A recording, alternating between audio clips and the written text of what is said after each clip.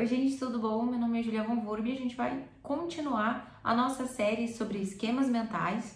Lembrando que a gente está numa continuação, a gente já tem vídeos explicativos inicialmente, lembrando que estamos consolidando um novo conhecimento. Então, a gente precisa de conhecimento de base, a gente falou do que precisa numa infância no nosso primeiro vídeo, de pontos específicos que a gente precisa numa infância feliz, uma infância legal, que vai nos suprir, que vai nos gerar uma boa saúde mental. Depois a gente falou de experiências traumáticas, a gente falou de experiências que vão impactar no nosso comportamento porque elas não foram experiências legais.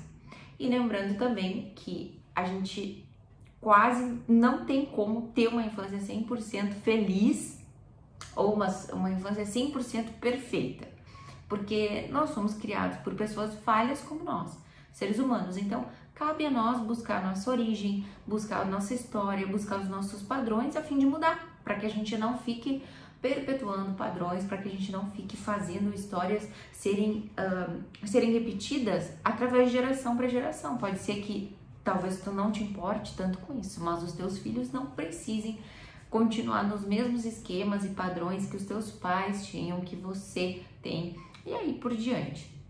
Então hoje a gente vai ter um vídeo mais longo, a gente vai falar de domínio dos esquemas mentais. Nós temos 18 esquemas mentais e eu vou deixar uma tabelinha aqui desse lado durante o nosso vídeo para que tu te conecte com os domínios e os nomes.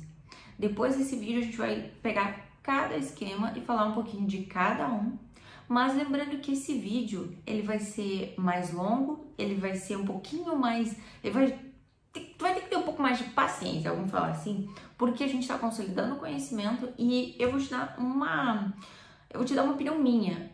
Tu aprender os domínios primeiro vai fazer com que tu entenda mais fácil os esquemas depois, porque tu consegue organizar na tua mente. Então, os domínios, eles são 4. A gente vai começar pelo domínio da desconexão e rejeição, que ele vem lá, vamos conectar tudo. Ele vem lá da dificuldade de vínculo. É importante tu captar isso. Eu gosto muito de pensar também em criar uma certa imagem mental das coisas que eu aprendo, das coisas com que eu absorvo. E esse esquema, esse domínio, ele tem muito a ver com uma criança que não se sentiu especial, que ela não se sentiu a pessoa importante. A gente tem essa fase na vida da criança, na vida da pessoa que está se desenvolvendo, ela se sentiu muito importante para os pais. E essa criança teve poucas experiências que ela conseguiu se conectar com isso. Ela pode ter tido pouca convivência com os pais, ela pode ter passado por uma separação dos pais, ela pode ter trocado de colégio, ela teve a sensação de abandono. A desconexão e rejeição é uma sensação de abandono, é uma dificuldade de se conectar com as pessoas, de criar um vínculo, mesmo, sabe? Porque ela tinha um amor, um afeto, um dos pais, e se separou. Então, vamos pensar no sentimento. Não vamos pensar tanto em contexto, não vamos pensar tanto em conteúdo, em tópicos, mas vamos pensar em sentimento. Uma pessoa que tem um sentimento de abandono, ela tem a sensação de que ela teve alguma coisa e aquilo foi rompido e ela ficou abandonada, ela ficou se sentindo muito sozinha, muito abandonada, muito triste, muito rechaçada, muito preterida. Então ela fica se sentindo assim e ela pode ficar mais isolada ou se tornar uma pessoa muito mais carente, mais demandante de atenção. Ela pode se sentir muito mal e colocar aquele olhar da rejeição para todo o resto da vida. Onde ela vai, ela tá procurando a rejeição sem querer, ela se sente extremamente sensível à rejeição. Um olhar diferente, ela já se sente rejeitada. Um grupo que não inclui ela de uma forma que ela espera, ela já se sente rejeitada. Uma pessoa que não demanda a atenção que ela esperava, ela já se sente mais rejeitada. E ela pode demandar muita atenção. Ela pode ser uma pessoa que precisa de muito mais atenção do que outras pessoas. E ela pode se tornar uma pessoa mais chatinha, ou uma pessoa difícil de lidar, né? Que se magoa com muita coisa. Então vamos pensar, essa desconexão ela é muito importante, a gente pensar o que aconteceu, que eu entendi que os vínculos se rompem, que eu tenho medo de perder. Às vezes essa pessoa, ela não é aquela carente que, meu Deus, conheci alguém e já estou muito apaixonada. Mas ela pode ser uma carente de eu tenho muito medo de gostar de alguém, porque depois que eu gosto é muito difícil eu parar de gostar e depois eu perco e é difícil de eu conseguir lidar com isso. Dentro desse domínio, a gente tem um esquema de abandono, a gente tem um esquema de isolamento que parece muito oposto. O de abandono, a pessoa se sente abandonada e ela tem medo de perder as pessoas, ela acha que ela vai ser trocada, ela acha que ela vai ser traída, ela tem a insegurança na relação. Percebe que a insegurança existe na relação e vem lá do vínculo inseguro que nós já comentamos. Então, o abandono, ele carrega dentro de si essa ideia da desconfiança. Será que gostam mesmo de mim? Será que essa pessoa, ela pode me dar o amor que eu quero? Ou será que essa pessoa realmente me ama? Eu preciso dessa pessoa, então eu me conecto com essa pessoa. E ela pode se sentir muito sufocada porque eu posso me tornar mais possessivo porque eu tenho medo de perder essa pessoa.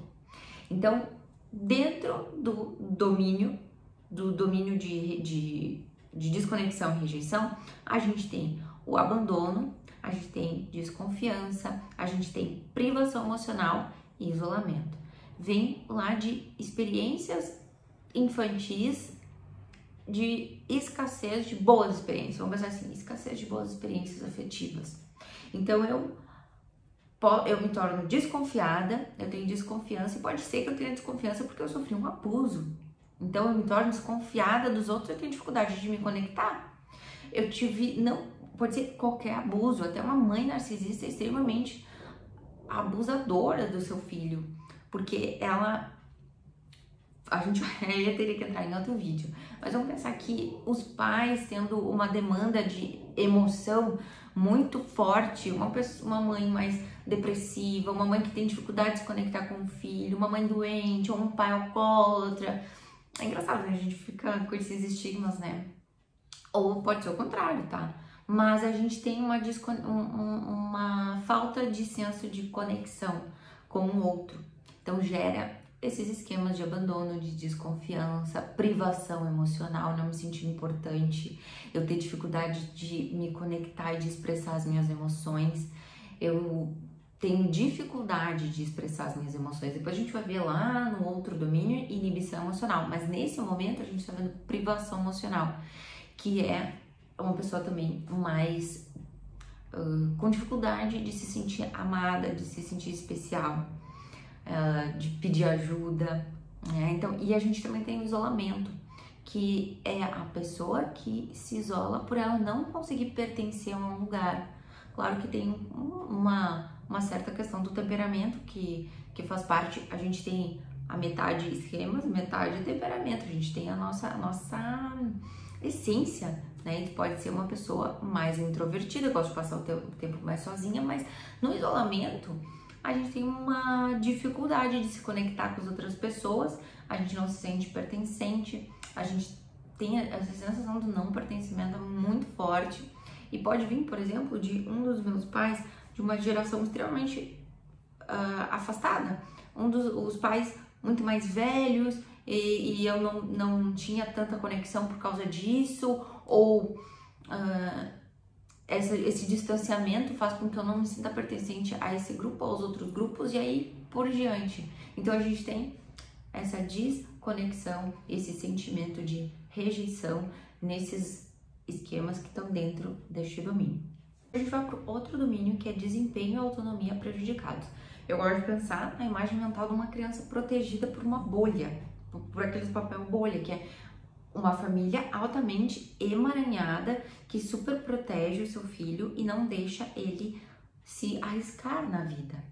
Então eu tenho a minha autonomia prejudicada. Eu não sei do que eu sou capaz, eu não sei o que eu posso fazer, porque eu nunca descobri, porque a minha família me deu as coisas muito de mão beijada ou me super protegeu, porque é o que eu digo, né? É a mensagem que se passa por trás. Eu faço tudo por ti. Se eu faço tudo por ti, talvez eu ache que tu não tem essa capacidade, né? Então a gente vai para aqueles os esquemas de dependência e incompetência, emaranhamento,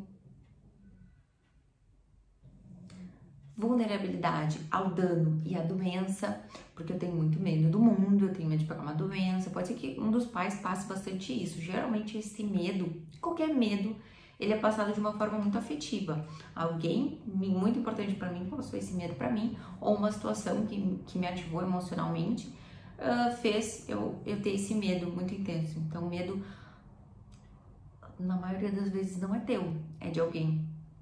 E vem um esquema muito presente nas pessoas hoje em dia, que é o esquema de fracasso, também junto com a autonomia prejudicada. Então, a gente vem, só os nomes já nos diz, né? Dependência e incompetência. Então, eu acho que eu preciso de outras pessoas para me ajudar, que eu não tenho essa capacidade de fazer as coisas por mim mesmo.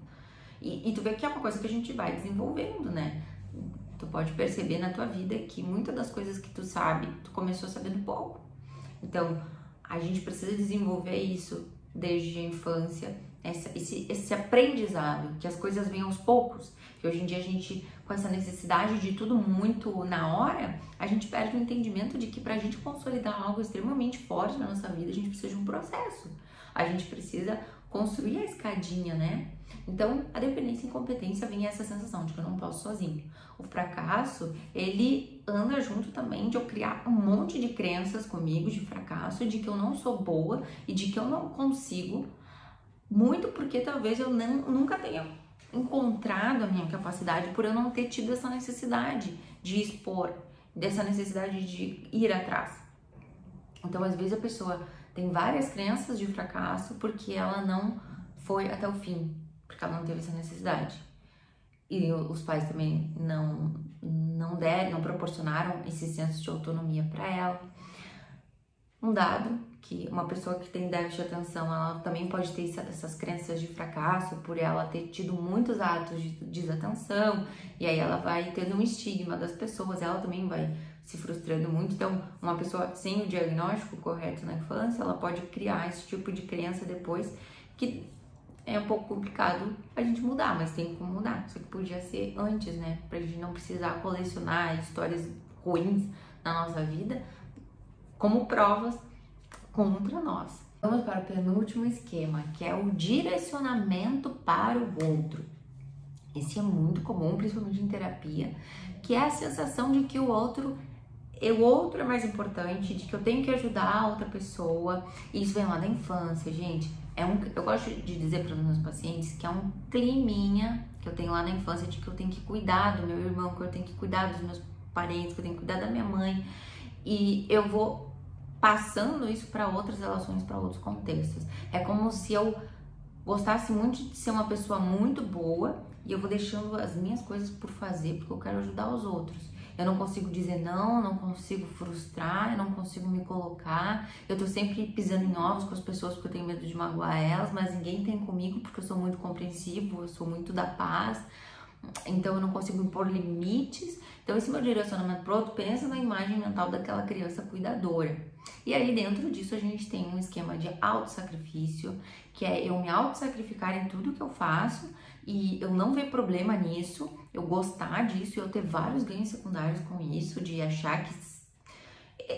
Vamos falar de ganho secundário, de achar que as pessoas não vão gostar de mim se eu frustrar elas, e que eu obtenho amor dessa forma, e que eu evito conflitos dessa forma.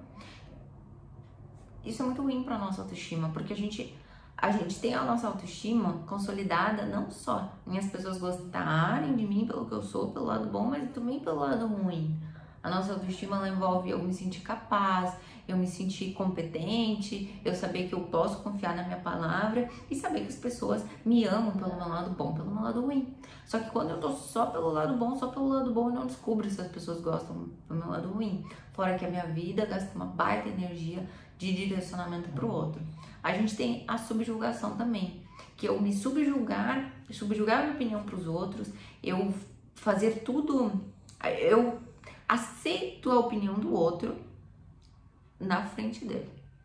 Por trás, eu não penso tanto assim, mas eu tenho tanto medo do embate, eu não gosto desse conflito, eu evito, eu faço por trás. A subjugação é bem parecido com o autossacrifício, mas eu me subjugar sempre a outras pessoas. Eu entender que o meu lugar é o segundo, eu não consegui me colocar em prioridade. Porque não me senti assim e é uma baita responsabilidade, eu enxergo como algo que às vezes eu nem quero tanto holofote. Eu prefiro que o outro esteja no holofote, sabe? Então a gente tem um autossacrifício, nós temos a subjugação, corrupção do outro e busca de aprovação. Gente, busca de aprovação é o que a gente mais tem na vida, por aí. Claro, a gente tá sempre querendo saber se a gente tá, né, se a gente tá bem colocado na sociedade, então a gente tem um certo nível de busca de aprovação. Só que a busca de aprovação, viu que tudo meio que se conversa, né? A busca de aprovação vem daquele entendimento que eu só tenho valor mediante a aprovação e a gente pode pensar em aprovação específica. Ah, se eu tiver dinheiro, sucesso, status, fama, bom desempenho, e eu tô sempre na busca disso. Eu entendo que o mundo é assim, porque eu entendia que os meus pais me amavam dessa forma. Quando eu tirava uma boa nota, o meu pai gostava e me elogiava, mas quando eu tirava uma nota ruim, eu era extremamente punida. Então eu entendi que eu só ganho afeto, eu só ganho carinho quando eu dou bons resultados. Então eu vou sendo viciada em aprovações. E a gente tá sempre buscando essa aprovação. Só que aí a gente se perde no meio disso. Porque eu vou buscando aprovação, e é isso que eu gosto, não ganha aprovação, eu não vou porque eu gosto. Daqui a pouco eu só tô fazendo o que os outros gostam e eu não sei mais quem eu sou. Esse é o problema. Direcionamento pro outro faz a gente se perder. O direcionamento pro outro faz a gente caminhar longe da nossa essência. Esse é o problema, sabe? E a gente acaba desenvolvendo um falso self, até repetir, falso self. Por quê? Porque eu não sei quem eu sou, e esse falso self me engana muitas vezes, e eu não sei mais qual é o meu self. Entende? Agora vamos para o último domínio, gente. Vamos para o último domínio, que esse vídeo tá bem extenso. E não se preocupe que a gente vai falar de cada um, vamos dar exemplo e fica bem tranquilo. O último domínio é supervigilância e inibição. Nesse domínio, gente, a gente tem a supressão das emoções boas em prol do meu alto desempenho. É importante que eu tenha um alto desempenho, eu tenho uma autocrítica grande, então eu suprimo minha identidade, eu inibo a minha identidade em função de eu ter bons resultados. Eu posso inibir muito as minhas emoções, tanto boas quanto ruins, e eu vivo para realizar tarefas e cumprir e ser produtivo. Eu entendo o mundo dessa forma. Vamos combinar que hoje em dia tá muito forte isso. E o mundo ele corrobora para que a gente tenha esse esquema. Só que o problema desse esquema é que a gente inibe a nossa essência, a nossa personalidade. A gente se torna muito engessado, muito controlado. E a gente se poda demais, a gente não consegue se soltar, entende? Então a gente suprime muito as nossas emoções, a nossa espontaneidade, e a gente está sempre vigilante, controlando o ambiente, controlando o próximo passo, controlando o que vai acontecer. Então a gente caminha também longe da nossa essência, né? Porque a gente se torna muito vigilante. E o mundo, ele quer que tu se torne assim, gente. Porque tu tem que produzir, tu tem que fazer acontecer. Então vamos pensar no primeiro domínio, no primeiro esquema, que é o dos padrões flexíveis. Os padrões flexíveis vêm de eu ter uma inflexibilidade no que eu penso, por mais que eu seja uma pessoa racionalizada, não consigo pensar assim, sabe? Dentro da minha rotina eu tenho uma inflexibilidade de eu não consigo mudar nada porque eu me desorganizo. E vamos falar tudo junto então. A gente tem um esquema ali dos padrões flexíveis e tem um negativismo ali também presente, que se eu achar que alguma coisa sair fora do meu script vai ser muito ruim. Vai dar uma catástrofe. Então eu controlo tudo, eu super protejo as minhas rotinas, os meus padrões, e ali eu mantenho